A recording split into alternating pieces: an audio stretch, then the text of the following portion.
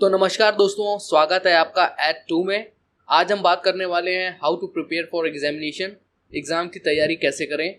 तो इस वीडियो में मैं आपको बताऊंगा कुछ टिप्स एंड ट्रिक्स जिससे आप अपने एग्ज़ाम की तैयारी अच्छे से कर सकते हैं। तो चलिए शुरू करते हैं। तो टेबल ऑफ कंटेंट्स देख लेते हैं। इस बार टेबल ऑफ कंटेंट्स काफ़ी छोटा है, लेकिन एक एक पॉइंट में काफ़ी सब पॉइंट्स हैं जो कि हम आगे देखेंगे। तो टेबल ऑफ कंटेंट में बेसिकली 3 चीज़ें हैं कि डेली रूटीन बना के एग्ज़ाम की तैयारी कैसे करें, जब एग्ज़ाम आपका 1 महीने या 1 से 1.5 महीने या 2 महीने दूर हो तब क्या करना चाहिए, तब एग्ज़ाम की तैयारी कैसे करें, और जब एग्ज़ाम कल ही है, व्हेन टुमारो इज एग्ज़ाम, तब क्या करना चाहिए। तो चलिए शुरू करते हैं। डेली रूटीन पहले देख लेते हैं कि आपको कैसे अपना डेली रूटीन मैनेज करना चाहिए। तो पहला पॉइंट जो आपके सामने है वो है try to revise that was taught today.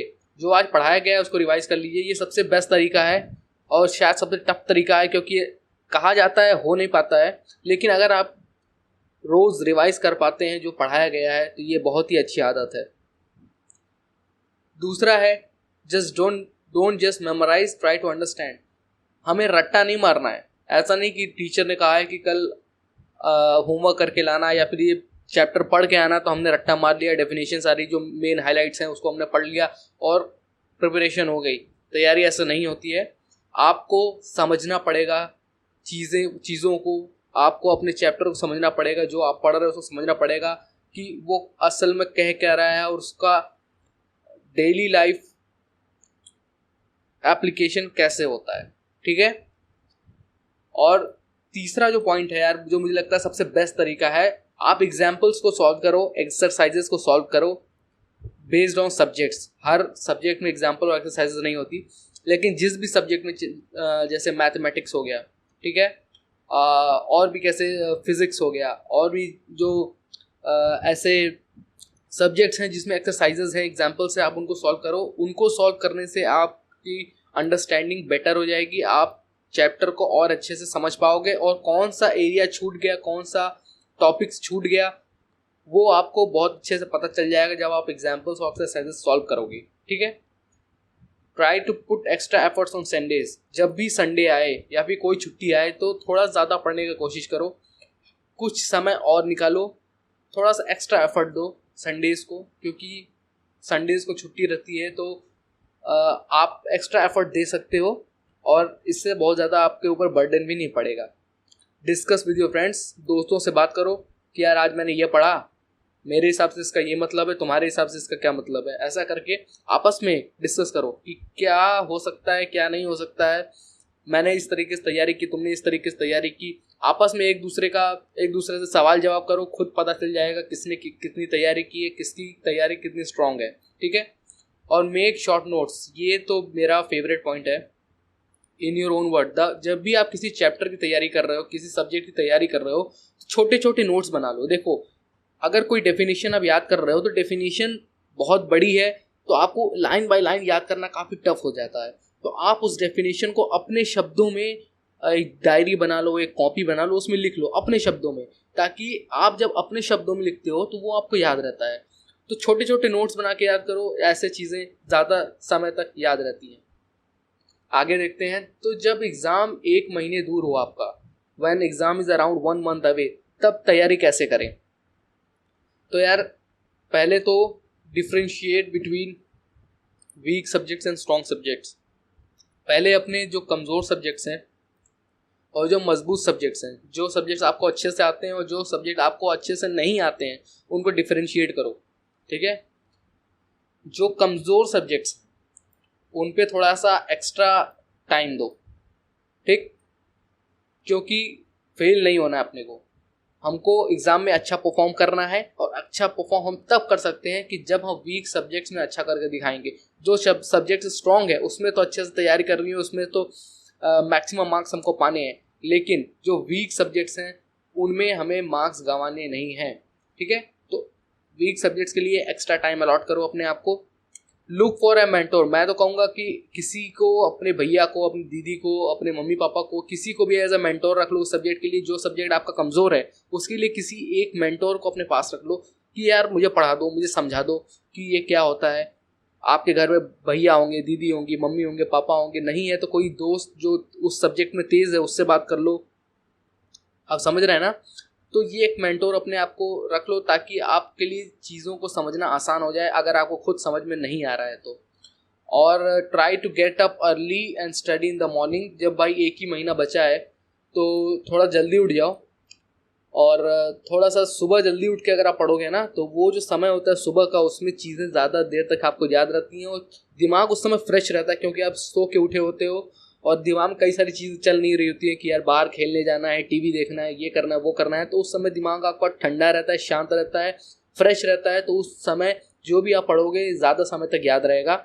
और लिमिट योर फ़ोन, अपने फ़ोन और टीवी को थोड़ा सा दूर रखो जब एग्ज़ाम एक महीना बचा हो, तो उस समय थोड़ा सा कम कर दो, थोड़ा सा पढ़ाई ज़्यादा करो और अपने आप को काम और कॉन्फिडेंट रखो, शांत रहो और कॉन्फिडेंट रहो कि हाँ मैं तैयारी कर लूँगा, मैं कर पाऊँगा या कर पाऊँगी, ताकि आप एक पॉजिटिव अप्रोच के साथ अपनी तैयारी करो और आगे बढ़ो और एग्ज़ाम में अच्छा परफॉर्म करो।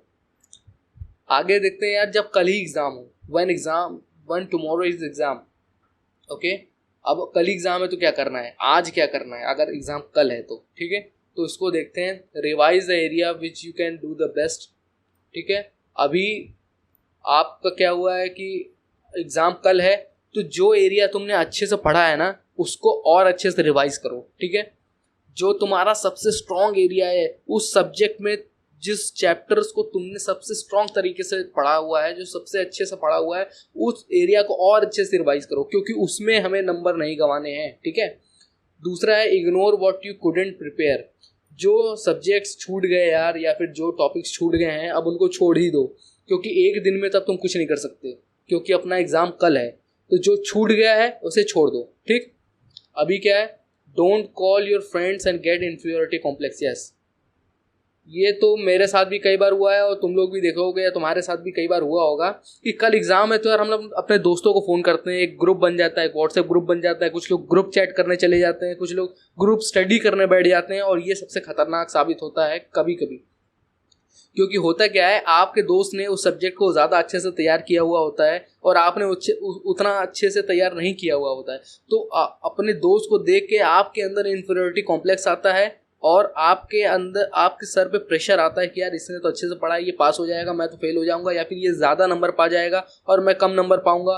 तो ये एक बहुत बड़ी प्रॉब्लम है, इन्फीरियरिटी कॉम्प्लेक्स। या फिर इसका उल्टा भी हो सकता है उस चैप्टर को या उस सब्जेक्ट को आपने अच्छे से प्रिपेयर किया हो और आपके फ्रेंड ने अच्छे से प्रिपेयर ना किया हो, तो उसके ऊपर एक प्रेशर बनेगा, उसके ऊपर एक दबाव बनेगा, जिसके कारण एक इम्बैलेंस दिमाग में हो जाता है और बच्चे इन्फीरियरिटी कॉम्प्लेक्स में आके पेपर खराब कर देते हैं। तो यार अपने दोस्तों से कम बात करो जब एक दिन बचा हो एग्जाम में, क्योंकि इससे प्रेशर बनता है दिमाग पर, ठीक है।